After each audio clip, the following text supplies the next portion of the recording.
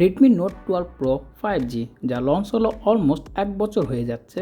তারপরও এই ফোনটির চাহিদা অনেক বেশি। বর্তমানে এই ফোনটি বাংলাদেশি মার্কেটে নতুন আনঅফিশিয়াল পাওয়া যাচ্ছে 30-31 হাজার টাকার ভিতরে, আর সেকেন্ড হ্যান্ড 25-26 হাজার টাকার ভিতরে। সো যারা এই মুহূর্তে এই প্রাইস রেঞ্জে একটি রেডমি বা শাওমি ফোন খুঁজতেছেন তাদের জন্য Redmi Note 12 Pro 5G best choice হবে। কেন তা জানতে দেখুন সম্পূর্ণ ভিডিওটি। আর এই সম্পূর্ণ ভিডিও জুড়ে থাকছি আমি শাহাদাত দাউদ থেকে।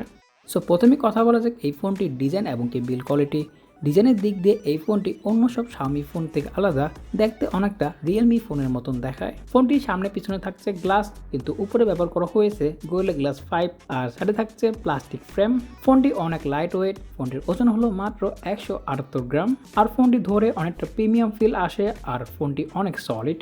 ফোনটিতে থাকছে 6.67 ইঞ্চি 1B colour W vision HDR10+ OLED panel. যেহেতু 1B কালার OLED প্যানেল থাকছে সেক্ষেত্রে ফোনটি খুবই ব্রাইট এবং কি খুবই শার্প। তাছাড়া থাকছে 900 পিক ব্রাইটনেস, যেক্ষেত্রে আপনার আউটডোরে ইউজ করতে কোনো প্যারা হবে না। তাছাড়া ফোনটিতে থাকছে স্টুডিও স্পিকার যা খুবই লাউড এবং কি IP53 রেটিং। বর্তমানে এই ফোনটি রান করতেছে MIUI 14, আর থাকছে Android 12। আশা করি খুব শীঘ্রই Android 13 চলে আসবে। আর এই ফোনটিতে থাকছে MediaTek Dimensity 10010 যা 6 ন্যানোমিটারের একটি প্রসেসর। আর এই ফোনটি আপনারা পেয়ে যাবেন 6128, 8128, 8256 এবং কি 12256 উইথ UFS 2.2 সাথে। আর আমার হাতে এই ফোনটি হলো 8256 ভেরিয়েন্টের MIUI 14 এর সাথে MediaTek Dimensity 1080। খুবই ভালো একটি স্মুথলি পারফরমেন্স পাচ্ছিলাম আমরা, তেমন কোনো প্যারা খাইনি আমরা। সব ধরনের অ্যাপ ওপেনিং এবং কি ক্লোজিং স্পিড খুবই ফাস্ট ছিল। তাছাড়া মাল্টিটাস্কিংও ছিল খুবই ফাস্ট। তাছাড়া MediaTek Dimensity 10080 একটি গেমিং প্রসেসর, তো সেই ক্ষেত্রে আপনারা এখান থেকে ভালো একটি গেমিং পারফরমেন্স পাবেন। নেক্সট কথা বলা যাক খুব ইম্পর্টেন্ট পার্ট, তা হলো এই ফোনটির ক্যামেরা।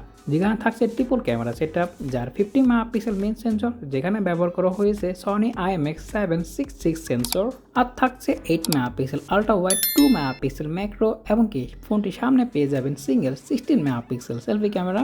ভিডিও সেকশনে ফোনটির মেইন ক্যামেরা দিয়ে সর্বোচ্চ 4K 30 fps ভিডিও রেকর্ড করা যাবে এবং কি 1080p-তে 30, 60, 120 fps এবং কি 240 fps স্লো-মো ভিডিও করার অপশন থাকছে। তাছাড়া 720p-তে 960 fps সুপার স্লো-মো ভিডিও করারও অপশন থাকছে। আর ফোনটির ভিডিও কোয়ালিটিও অ্যাভারেজ কোয়ালিটি, মোটামুটি ভালোই ছিল।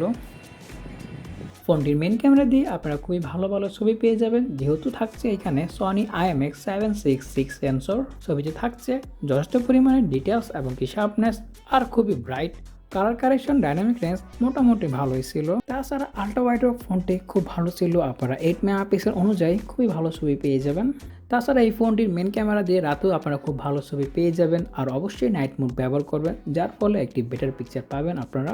সো ওভারঅল বলতে গেলে প্রাইস অনুযায়ী এই ফোনটির ক্যামেরা কোয়ালিটি ভালোই। তাছাড়া থাকছে সাইড মাউন্টেড ফিঙ্গারপ্রিন্ট স্ক্যানার এবং কি ফেস আনলক। ব্যাটারি সেকশনে থাকছে 5000 mAh ব্যাটারি, আর থাকছে 67 ওয়াটের ফাস্ট চার্জার। ব্যাটারি ব্যাকআপের কথা বলতে গেলে আপনারা অলমোস্ট একদিনের মতন ব্যাটারি ব্যাকআপ পেয়ে যাবেন নর্মাল ইউজে। সো ওভারঅল বলতে গেলে যারা এই বাজেট রেঞ্জে একটি শাওমি ফোন খুঁজেছেন তাদের জন্য Redmi Note 12 Pro best choice হবে, যেখানে থাকছে 50 megapixel main sensor, 1B colour display, আরও থাকছে IP53 রেটিং। সো আজকের এই ভিডিওটি এই পর্যন্তই। ভিডিও ভালো লাগলে অবশ্যই লাইক এবং কি শেয়ার করতে ভুলবেন না। সো আজকের জন্য বিদায় নিচ্ছি আমি শাহাদাত থেকে। আল্লাহ হাফেজ।